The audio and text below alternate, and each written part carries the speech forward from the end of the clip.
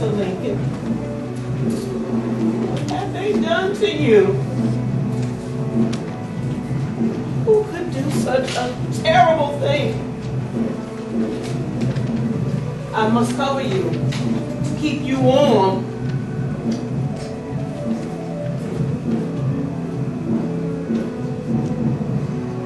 You're cold, Mr. Lincoln.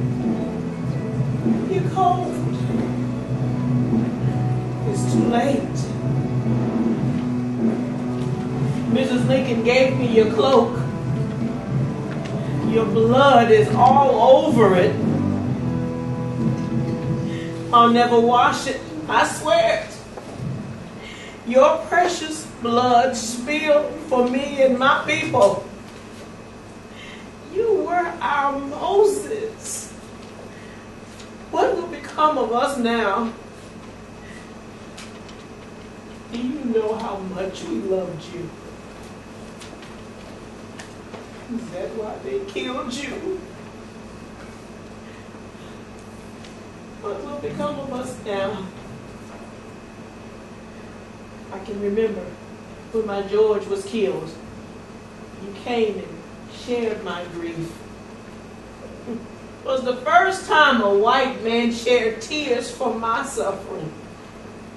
I remember you sat with me and asked me all about George, and I was telling you how he was going to Wilberforce University and how he dreamed of being a lawyer someday.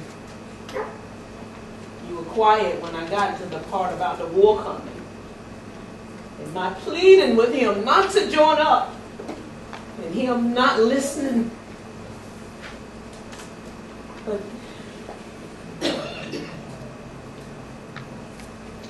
I didn't tell you everything about George. 20 years ago, I didn't want him to be born. Finding I was with child, I asked God to end the life inside me. You see, he was not a child of my choosing. I was a slave, living in the home of Armstead Burwell. I'd grown up with the Burwell children, not knowing that old Armstead was my father too. At 14, I was given to Burwell's son, Robert, and his new wife, mean woman. Always hated me, made my life miserable. I moved to Hillsboro with Mr. Robert, and he was the minister, preaching the Almighty's word on Sundays. The Reverend beat me regular, saying I was willful, disobedient. What's so bad? I couldn't leave my bed for 5 days. They looked the other way when their friend, Mr. Keckley, took a fancy to me. I fought them off best I could, but what's a girl against a man? That's how I become with child. God didn't hear my prayers to end the life inside me. From the first moment I held little George in my arms, I didn't care who his daddy was. I loved my baby. The Reverend and his wife grew tired of me. He gave me to his younger sister, Mrs. Garland. Now, she was a gentle woman, kind and considerate. She allowed me to buy my freedom, and George's too. It took me a long time to make enough dresses to raise the money. But once free, I come to Washington and set up as a seamstress. It was through my dressmaking I got to meet many women in Washington. One of them was Mrs. Jefferson Davis. Did I ever tell you that? She promised me I'd be in the White House with her when they won the war. So happy I met Mrs. Lincoln and accepted her invitation instead. Not so easy taking care of Mrs. Lincoln's dresses. You know how moody and demanding she is.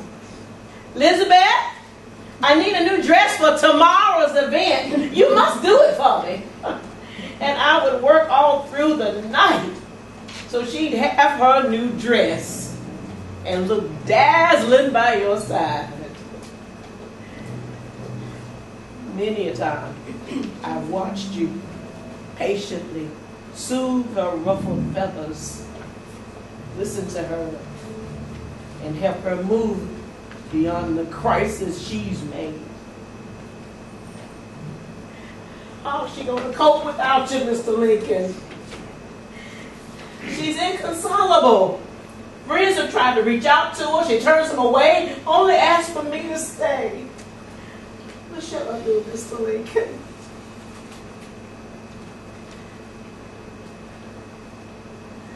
Elizabeth, I can hear you saying, Elizabeth, stay with Mrs. Lincoln and help her through her grief. Yes, that's what I hear you saying. You were a good man, Mr. Lincoln.